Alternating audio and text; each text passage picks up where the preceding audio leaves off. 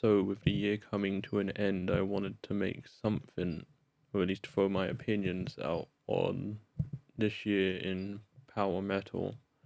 And let me just say, I was incredibly disappointed with this year.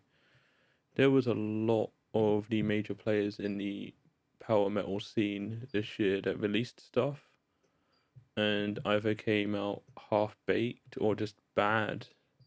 I mean, there was good stuff out there. There was Dragon Force's Extreme Power Metal. There was Beast in Black's From Hell with Love.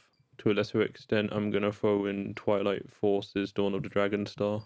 But comparing that to the bad, you have Sabaton's The Great War, which wasn't that good. You had Elven King's Reader of the Room Divination. You had Hammerfall's Dominion. You had Beast in Black's No More Hollywood Endings.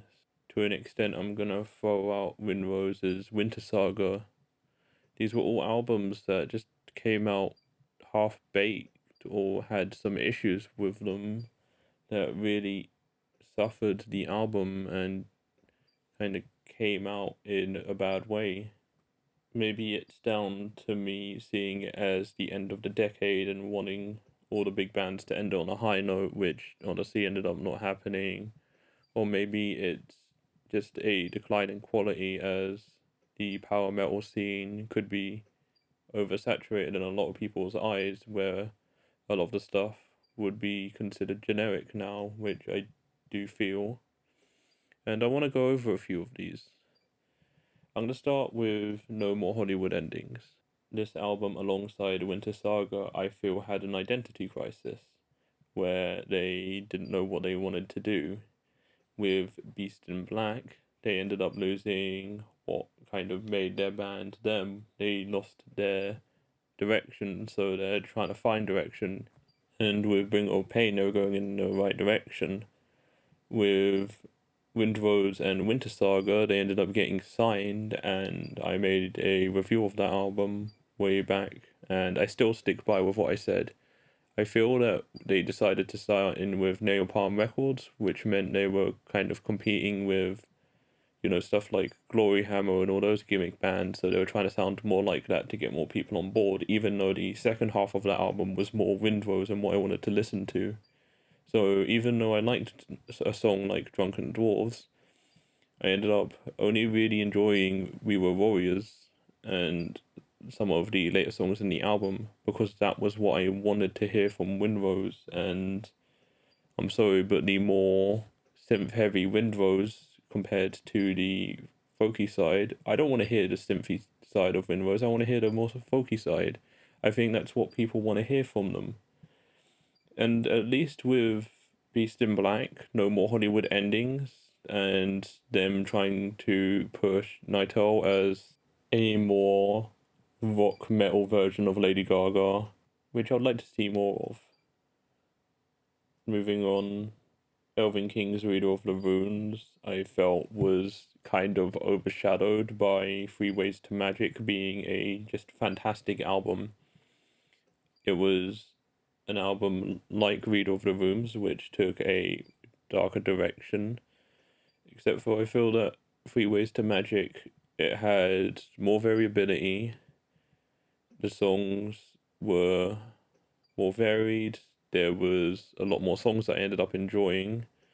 I found most songs in Reader of the Rooms kind of boring. It felt formulaic, and with Hammerfall's Dominion, I honestly don't know what they were doing with that. I tried to listen to that album, and it's honestly not their best work.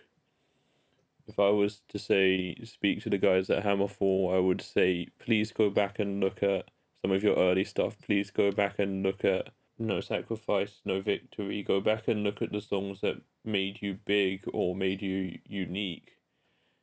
Because Dominion was just a boring album that just seemed like, oh, let's just throw a new album together just to get an excuse to go on tour. And as much as I like Hammerfall, if they don't want to release any more albums and just tour with what they've got, I think that's fine because there's a lot of good Hammerfall songs out there, and people wouldn't mind if they just stopped making albums. They just started touring a bunch just to see them. I mean, Hammerfall was a legendary band. They don't need to make new music. It's the same thing with Iron Maiden. They don't need to make new music because their songs are so well known that they can just tour and tour and tour, and people will just be happy to go see that tour. You know, there's a big scene around getting the tour shirts or merchandise. You know, that's a big thing for a lot of people. And I think just going to see their band, just to see them play the songs that they enjoy, is enough for most people. I don't think there's a big outcry of people demanding for Hammerfall to make new music. But that's enough of the negativity. Let me move on to the good. And I'm gonna start with my album of the year, From Hell with Love. It's an album that I feel that a lot of the fans wanted. It was more symphonic compared to Berserker, but I feel that this album does it way better than most symphonic power metal bands. It's kind of funny because I feel like From Hell with Love styles upon the recent trend of people copying Battle Beast's earlier stuff, and Anton just styles upon these bands and shows that, hey, I'm still the king, you need to step up to my level if you want to take me down. And while I am a big fan of this 80s style symphonic power metal trend, there's a lot of bands that don't really do it too well or are trying it. And that leads into extreme power metal, which kind of follows that 80s style theme. And while, yeah, a few of the songs are very 80s-esque, a lot of the other songs are also very Dragon Force. And it's kind of a nice mix-up. If extreme power metal was all that, I don't think the album would have worked as well as it did for me. I still have issues with that album, primarily the song Last Dragonborn, as it's just bad. But you know what, the rest of the album is just so good. Other albums I ended up enjoying this year were more from the independent side. I ended up constantly going back and listening to Ravenous EH's Eat the Fallen, which I know isn't power metal, but it's in the metal sphere, and if you're looking for a new metal band, I highly recommend going to listen to that. Same can be said to Memories of Old, who released 2 songs this year as singles, The Land of Exia and Sarah's Shadow. They're one of those fantasy-themed power metal bands that have slowly started to pop up since Twilight Force became a thing. There's very few of them. I think there's only like 3 now. But at least these guys seem to be doing their own thing instead of directly copying Twilight Force. And on the subject of Twilight Force, their new album Dawn of the Dragon Star that released this year, I ended up also incredibly enjoying. Not as much as I wanted to, since the lead singer had decided to start a different band called Northtail, which honestly, I think that was a mistake.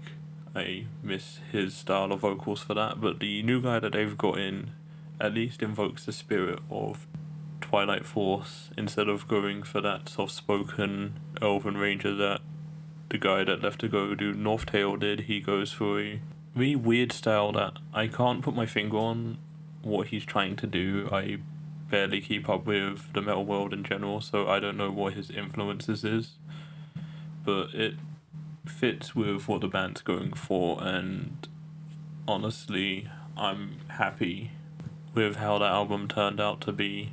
It could have been way worse.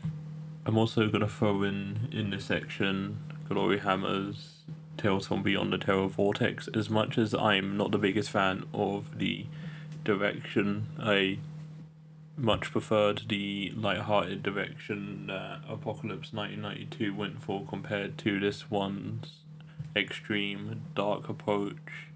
And I'm not saying the album's bad, I just wasn't the biggest fan of the story direction that they were going for in that album. I know that sounds extremely ridiculous coming from Glory Hammer, and I can understand, since in Space 1992 there was a lot of I feel 40k influence, and with this, I feel like they were bagging on that a bit more.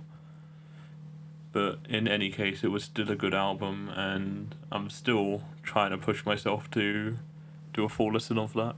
I think that's going to be my goal for 2020, to actually do a full listen of that album.